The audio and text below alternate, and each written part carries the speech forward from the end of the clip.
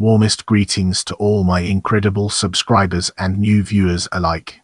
Welcome to our video on Valve Corporation. We're thrilled to have you here. Valve Corporation, also known as Valve Software, is an American video game developer, publisher, and digital distribution company headquartered in Bellevue, Washington. It is the developer of the software distribution platform Steam and the franchises Half-Life, Counter-Strike, Portal, Day of Defeat, Team Fortress, Left 4 Dead, and Dota. Valve was founded in 1996 by former Microsoft employees Gabe, Newell, and Mike Harrington. Their debut game, the first-person shooter FPS Half-Life 1998, was a critical and commercial success. With its realism, scripted sequences, and seamless narrative, it had a lasting influence on the FPS genre. Harrington left in 2000. In 2003, Valve launched Steam, followed by Half-Life 2 in 2004. With advanced physics systems and an increased focus on story and characters, Half-Life 2 received critical acclaim and sold 12 million copies by 2011.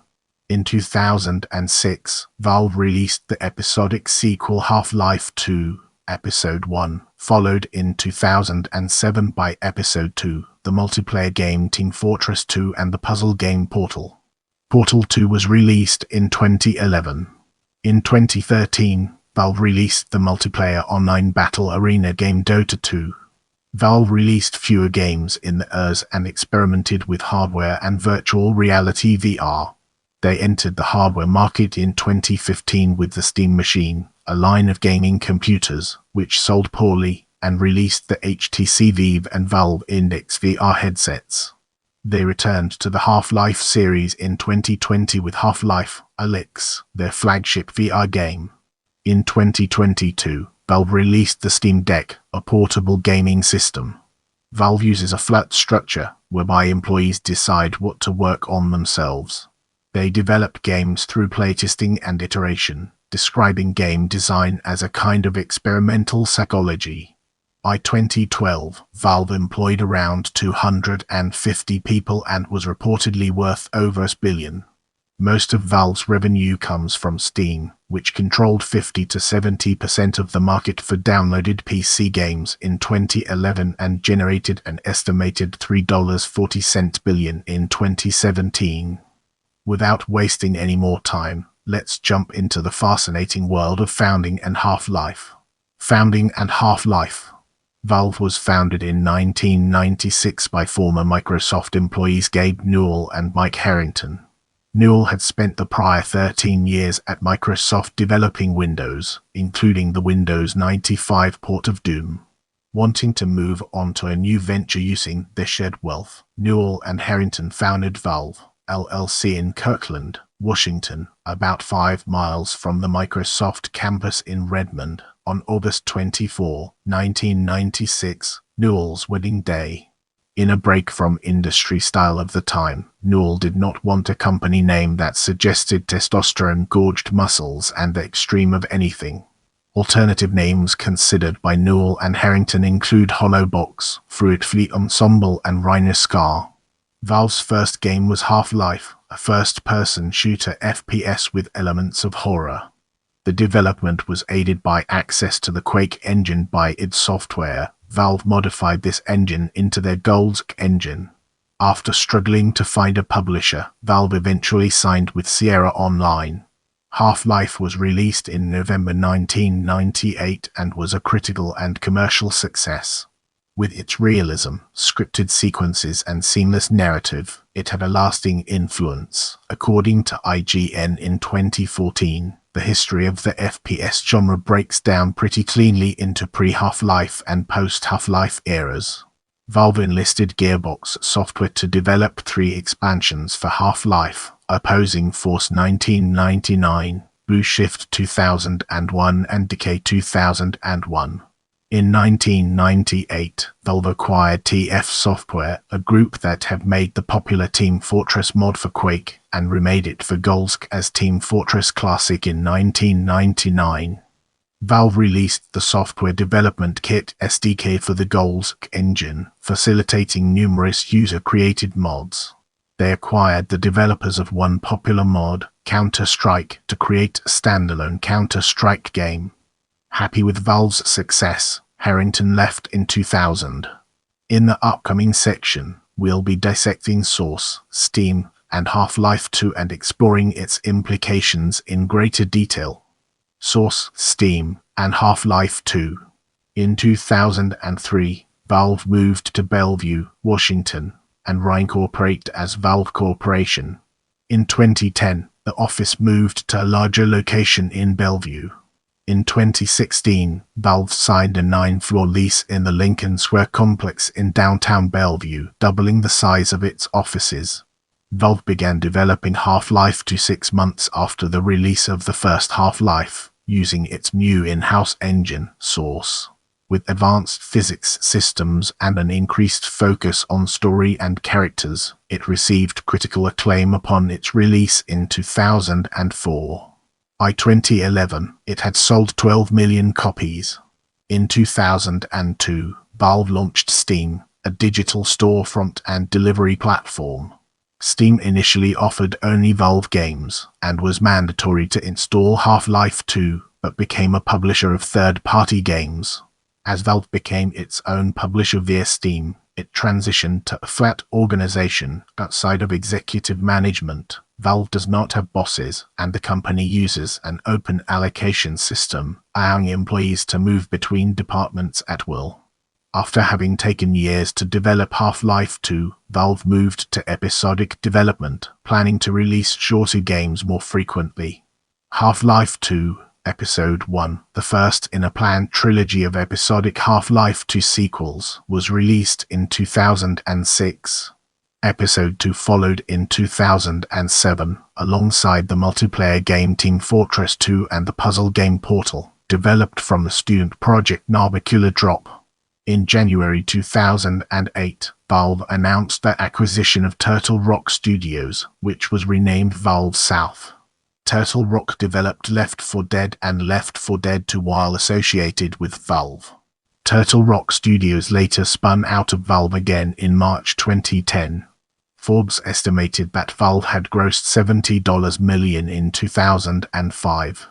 Screen Digest analyst Ed Barton estimated Valve's 2010 revenue to be in the high hundreds of millions of dollars.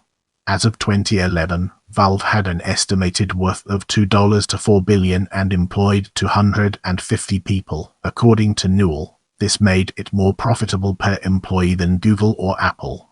Most of Valve's revenue comes from Steam, which controlled 50 to 70% of the market for downloaded PC games in 2011.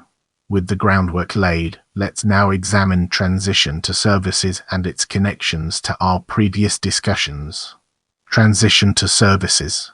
In 2010, Valve hired Icefrig, the developer of Defense of the Ancients, a Warcraft III mod. Icefrig led the development of a sequel not associated with the Warcraft elements, Dota 2, released in 2013.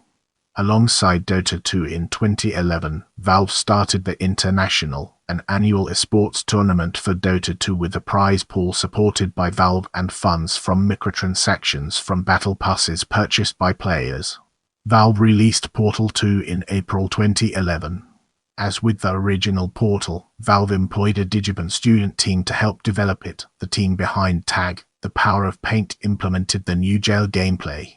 In December 2012, Valve acquired Starfield Studios, a two-person studio, to open a San Francisco office. Valve ended the operation in August 2013 when they decided it had little benefit.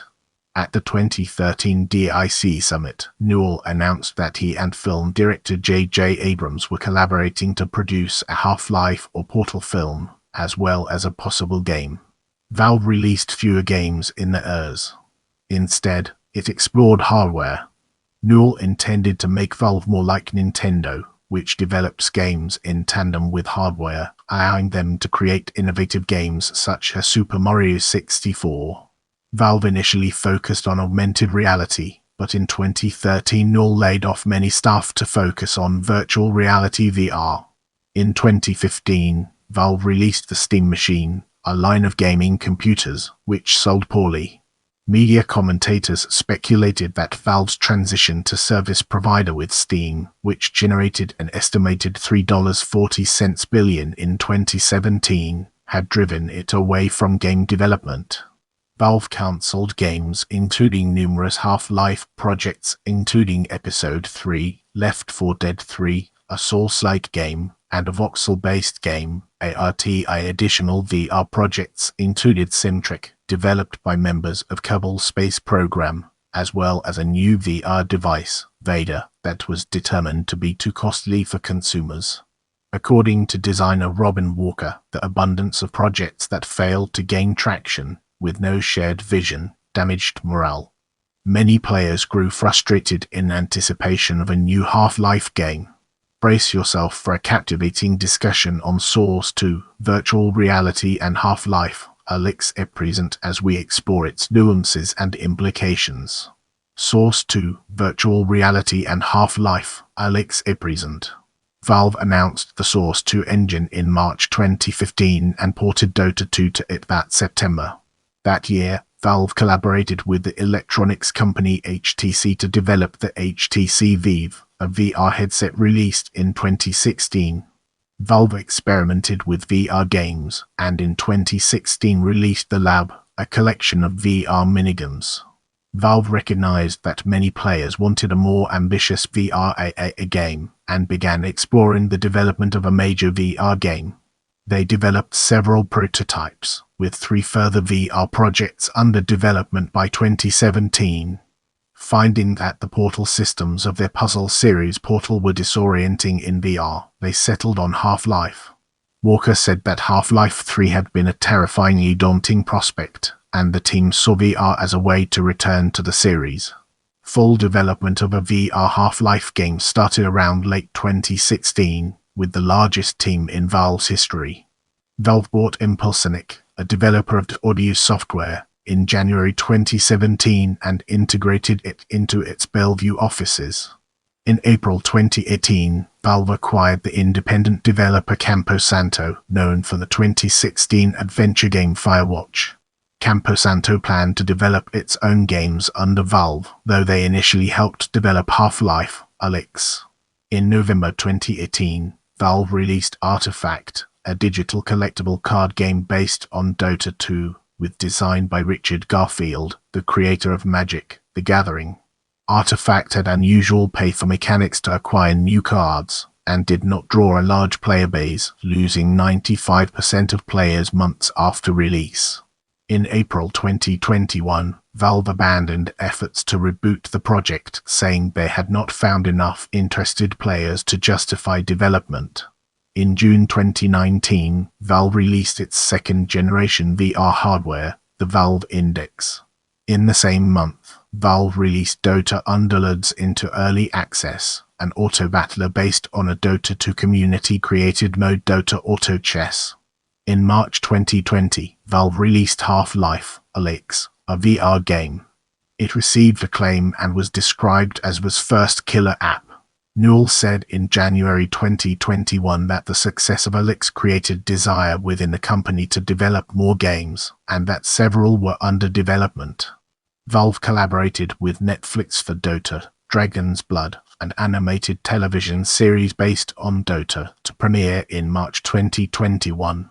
In February 2022, Valve released the Steam Deck, a portable game system that runs on SteamOS. In March 2023, Valve announced a sequel to Counter-Strike: Global Offensive, titled Counter-Strike 2. Using the Source 2 game engine, Counter-Strike 2 is expected to feature major technical improvements over Global Offensive. Let's now shift gears and explore structure through a critical lens, uncovering its strengths and weaknesses. Initially, Valve used a hierarchical structure more typical of other development firms, driven by the nature of physical game releases through publishers that require tasks to be completed by deadlines. However, as Valve became its own publisher via Steam, it found the hierarchical structure was hindering progress. After completing Half-Life 2, Valve transitioned to a flat organization outside of executive management. Valve does not have bosses and uses an open allocation system. Valve's marketing manager, Doug Lombardi, said, "Nobody writes a design doc and hands it to somebody and says, 'You go build this.' It's the teams that are coming up with the ideas and pushing in the directions that they want to take the product." This approach allows employees to work on whatever interests them but requires them to take ownership of their product and mistakes they may make, according to Newell.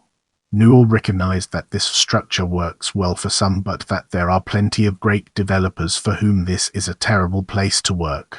Although Valve has no bosses, some employees hold more influence due to seniority or relationships.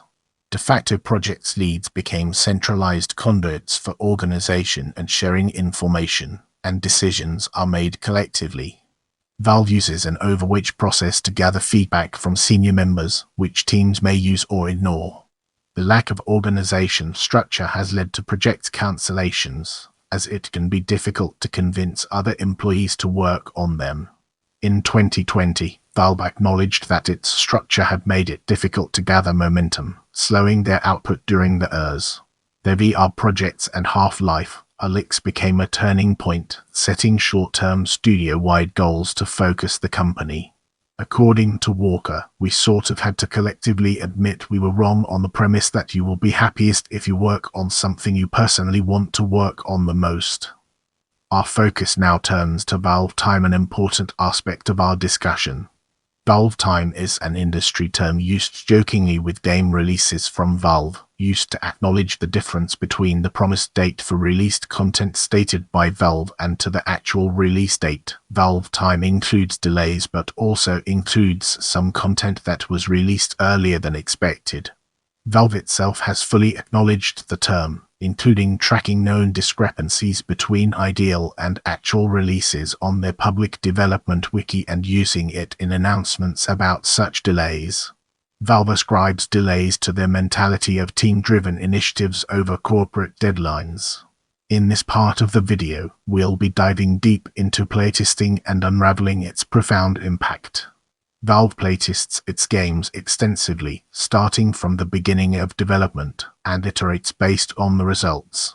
Its website states, "We believe that all game designers are, in a sense, experimental psychologists." The Valve writer Chet Falishuk said he initially blamed testers when they failed to engage with designs as expected, but changed his mind when multiple testers had the same problem. By the third or fourth time, all of a sudden you're realizing, "I'm an idiot." This is pretty obvious this doesn't work. It's not their fault, it's our fault.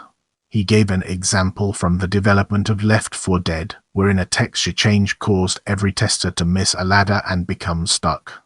Welcome to the next segment, where we explore games and its significance in our journey. Valve is the main developer and publisher of the single-player Half-Life and Portal games and the multiplayer games Counter-Strike, Team Fortress 2, Dota 2, Day of Defeat, and Artifact. Valve also published the multiplayer game Left 4 Dead and developed and published Left 4 Dead 2. Unreleased and cancelled Valve games include the fantasy role-playing game Prospero and numerous Half-Life projects, including Episode 3. Valve worked with Arkane Studios on The Crossing, which was cancelled in May 2009. In this section, we'll be exploring Steam. Valve announced Steam, its digital distribution service, at the 2002 Game Developers Conference. It was launched in September 2003 and was first used to deliver patches and other updates to Valve's online games. On August 1, 2012, Valve announced revisions to the Steam Subscriber Agreement (SSA) to prohibit class action lawsuits by users against the service provider. By July 2014, there were over 3,400 games available on Steam, with over 150 million registered accounts by January 2018. Alongside these changes to the SSA, the company also declared publicly the incorporation of Valve SARL, a subsidiary based in Luxembourg. Valve set up a physical office in Luxembourg-Kirchberg. According to Valve's project manager Mike Dunkel, the location was chosen for e-commerce capabilities and infrastructure, talent acquisition, tax advantages, and central geographic location. Most major partners are accessible, 50% within driving distance. Valve SARL was used to sell games to UK users to avoid paying the full 20% value-added tax VAT. The tax loophole was expected to close on January 1, 2015. In December 2015, the French consumer group UFCQ Choicer initiated a lawsuit against Valve for several of their Steam policies that conflict or run afoul of French law. One of the reasons was for using the tax loophole. Valve SARL ceased business on January 1, 2017, with the main company taking over EU sales again. In August 2017, Valve announced that Steam had reached over 67 million monthly and 33 million daily active users on the platform. In the next portion, we'll be immersing ourselves in the realm of Steam Machine and examining its broader implications. Newell has been critical of the direction that Microsoft has taken with making Windows a closed architecture similar to Apple's products, and has stated that he believes that the changes made in Windows 8 are a catastrophe for everyone in the space. Newell identified the open-source Linux platform as an ideal platform for Steam and said the only thing holding back its adoption is the lack of games. In 2012, Valve announced that they were working on a console-app hybrid for the living room, dubbed by media as the Steam Box. A precursor to such a unit is SteamOS, a freely available Linux-based operating system that builds upon the Steam client functionality that includes media services, live streaming across home networks, game sharing within families, and parental controls. SteamOS was officially announced in September 2013 as the first of several announcements related to the Steam Machine platform as well as their unique game controller. In May 2014, Valve announced that the company's own SteamOS-powered Steam Machine would be delayed until 2015 due to problems with the game controller. In 2015, Alienware, ZOTAC, and Cyberpunk launched their versions of the Steam Machine. By June 2016, fewer than 500,000 had been sold. While the Steam Machine line has been effectively cancelled, Valve continued to manufacture and sell Steam controllers until late November 2019, and publishes both mobile apps and software for the Steam Link, allowing in-home streaming. As we move forward, let's uncover the untold stories and fascinating intricacies of Valve Index and virtual reality. At the Game Developers Conference in March 2015, Valve and Taiwanese electronics company HTC unveiled Steamer and the HTC Vive, a virtual reality platform and a virtual reality headset. The platform would be distinguished by its Lighthouse motion tracking system, where sensors on the headset and its included motion controllers read the position of two base station devices mounted in the play area. This would allow for room-scale VR experiences, where the player would not be required to remain in a stationary position in front of a camera and would be able to freely walk around the space. In November 2017, Microsoft added beta support for the Steamer service for Windows mixed reality headsets. In June 2019, Valve released their own VR headset, known as the Valve Index, positioned at a higher-end device with wider field of view and higher refresh rate. They were accompanied by updated motion controllers, which are strapped against the user's palms and have sensors for detecting input pressure and individual fingers. Now, let's dig deeper into Steam Deck and unveil the hidden treasures it holds within. Announced in July 2021, the Steam Deck is a hybrid game console similar to the Nintendo Switch. It is primarily a handheld device that supports playing of Steam games, but through a separate dock unit, the console can output to an external monitor and use external power, networking, and USB accessories connected to the dock. The hardware is based on customized AMD Zen 2 and RDNA2 chipsets. Units started shipping in February 2022. The spotlight now falls on PowerPlay as we delve deeper into its details. PowerPlay was a technological initiative headed by Valve and Cisco Systems to decrease the latency for online games, announced in January 2000. It was described as a set of protocols and deployment standards at the router level to improve performance. It was claimed that a player with 1000 ms ping was able to play against another player on a LAN connection with no noticeable disadvantage. Initially, the protocol was to be released with PowerPlay 1 focusing on quality of service and later a revision, PowerPlay 2, that would focus on functionality. Cisco and Valve intended to deliver a single dial-up service in 2000 in the United States with a 30-day free trial with a bundled copy of Team Fortress modified to support PowerPlay. The standard was to involve purchasing PowerPlay-approved Cisco hardware and infrastructure that had adequate bandwidth and standards that prioritize PowerPlay gaming packets at all others' expense. Newell conceded that internet service providers ISPs would bear the brunt of this expense. The ISPs are going to need to spend a fair amount of money to be compliant with PowerPlay. But how they get that back is up to them. Some will have a tiered service, and some will just try to recoup their investment through reduced customer churn and customer acquisition. Despite never deploying the dial-up plan featuring PowerPlay 1, Valve announced in January 2001 that the standard had indeed been finalized. 12 months after its announcement, PowerPlay was abandoned. Let's now zoom in on Pipeline and uncover the hidden gems that lie within.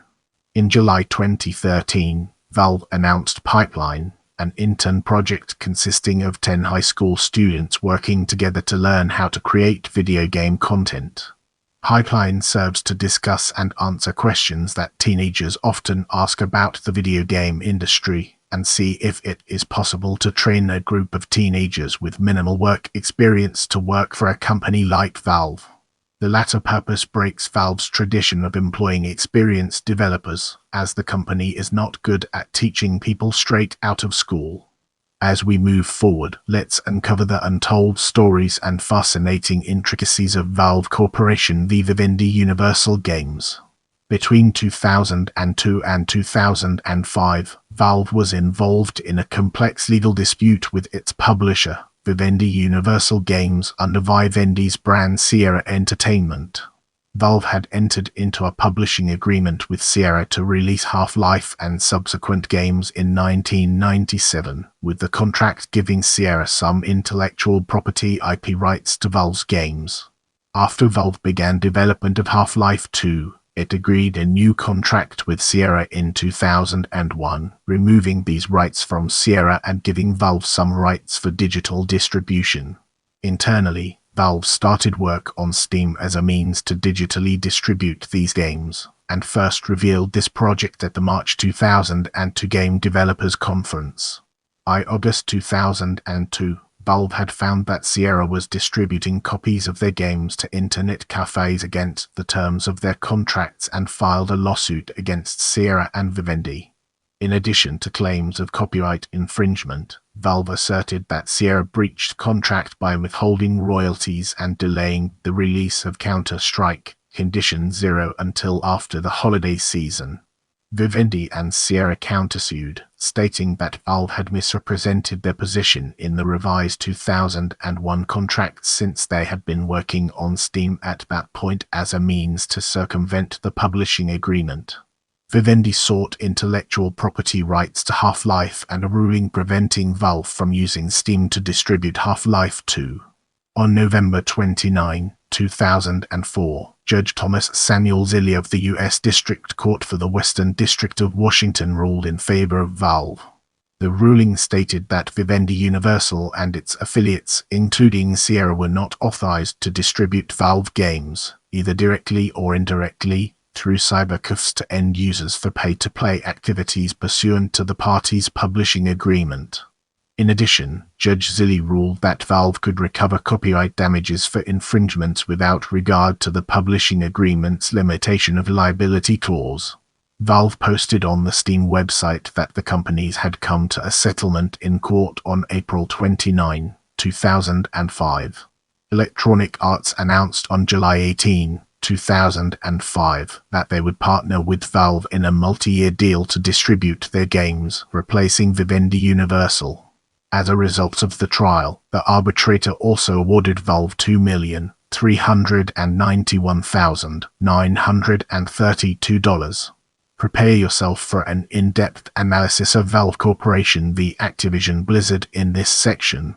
In April 2009, Valve sued Activision Blizzard, which acquired Sierra Entertainment after a merger with its parent company, Vivendi Universal Games. Activision had allegedly refused to honor the Valve v. Vivendi arbitration agreement.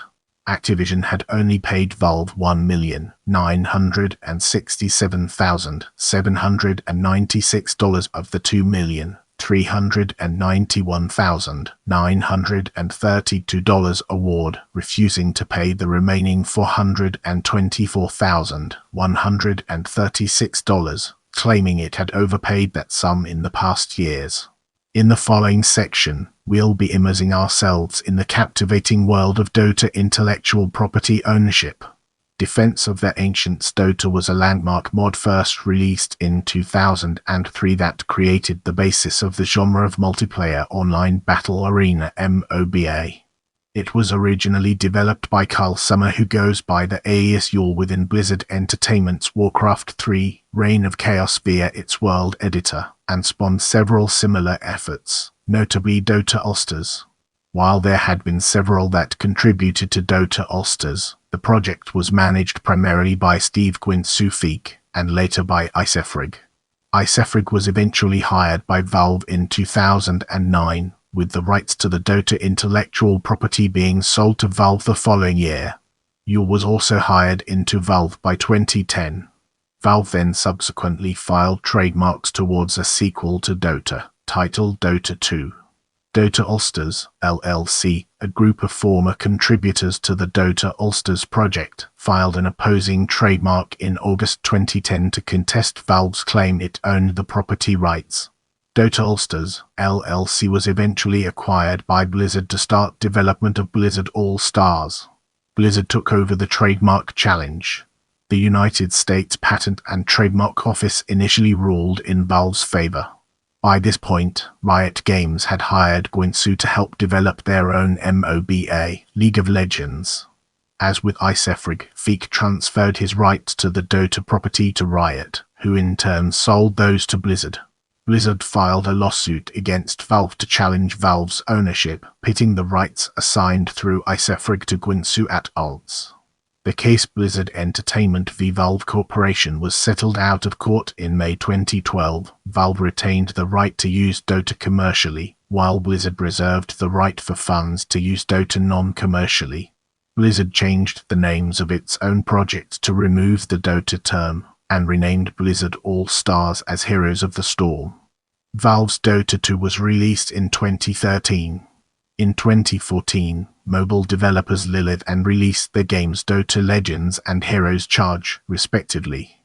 Both were influenced by Dota and the sequels. In 2017, Valve and Blizzard took joint action against these companies, citing copyright issues related to the Dota names. Argued that the Dota games were a collective work and could not be copyrighted by anyone in particular, but the presiding judge, Charles R. Breyer, felt that, due to the trio's actions as maintainers of the Dota mods, they had a rightful copyright claim to this. Separately, Lilith and argued that Newell had, in a forum post from September 2004, assigned an open-source copyright license to Dota, which would make Valve and Blizzard's copyright claims void. The case was later heard by a jury. Prepare yourself for an in-depth analysis of ACCC v. Valve Corporation in this section. The Australian Competition and Consumer Commission (ACCC) announced it was taking action against Valve in 2014. On March 29, 2016, Valve was found guilty of breaching Australian consumer law because Valve claimed consumers were not entitled to a refund for digitally downloaded games purchased from Valve via the Steam website or Steam client in any circumstances. Valve had excluded statutory guarantees and warranties that goods would be of acceptable quality, and Valve had restricted or modified statutory guarantees and warranties of acceptable quality. During the prosecution of this case, Valve implemented a refund policy for Steam purchases, but the case still reviewed Valve's actions prior to the onset of the lawsuit. The court overseeing the case sided with the ACCC in assigning a about fine against Valve in December 2016, as well as requiring Valve to inform Australian consumers of their rights when purchasing games from Steam. Valve appealed the court's determination that it engaged in misleading or deceptive conduct and made false or misleading representations about consumer guarantees, as well as seeking to appeal the fine, but the Australian higher courts rejected the appeals in December 2017. In January 2018, Valve filed for a special leave of the court's decision, appealing to the High Court of Australia. The High Court dismissed this claim in April 2018, asserting that Valve still was liable under Australian law since it sold products directly to its citizens. With our foundation established, it's time to explore UFCQ Choicer v Valve Corporation and its relevance to our overarching theme. Consumer rights group UFCQ Choicer, based in France, filed a lawsuit against Valve in December 2015, claiming users should be able to resell their software. The High Court of Paris ruled in favor of UFCQ Choicer in September 2019, stating that Valve must allow the resale of Steam games. Valve stated it will appeal the decision. Let's now zoom in on Skins gambling and uncover the hidden gems that lie within. Valve was named as a defendant in two lawsuits in June and July 2016 related to third-party gambling sites that use the Steamworks API to allow betting with the virtual currency of cosmetic weapon replacement textures, better known as skins, from Counter-Strike Global Offensive, which through these sites can be converted from or to real-world money. Both suits assert Valve aiding in underage gambling. Valve subsequently stated it has no commercial ties with these sites, and that it would demand these sites cease their use of the Steamworks API as they violate the authorized use policies. In October 2016, the Washington State Gambling Commission required Valve to stop the use of virtual skins for gambling on Steam, stating they would face legal repercussions if they failed to cooperate. On October 17, 2016, Valve sent a letter to the Washington State Gambling Commission stating that they had no business relationship with such gambling sites, asserting that they come into existence, operate, and go out of existence without their knowledge and consent, adding that they were not aware of any such law that Steam or any of their games were violating. Brace yourself for an enlightening exploration of anti-competitive practices as we dive into its profound implications. In February 2017, the European Commission began investigating Valve and 5 other publishers: Bandai Namco Entertainment, Capcom, Focus Home Interactive, Koch Media, and ZeniMax Media for anti-competitive practices, specifically the use of geo-blocking through the Steam storefront and Steam product keys to prevent access to software to citizens of certain countries. Such practices would be against the Digital Single Market Initiative by the European Union. While the other 5 companies named are in stages of settling with the EU as of August 2019, Valve has stated it plans to fight the charges, asserting that geo-blocking affects less than 3% of its games, and that it had turned off such geo-blocking within the EU in 2015. Get ready for an exciting exploration as we unravel the mysteries of discrimination lawsuit. In 2016, a former employee filed a suit against Valve alleging poor working conditions and harassment. The jury ruled in favor of Valve in 2017. Remember, knowledge is power. Keep learning, growing, and exploring.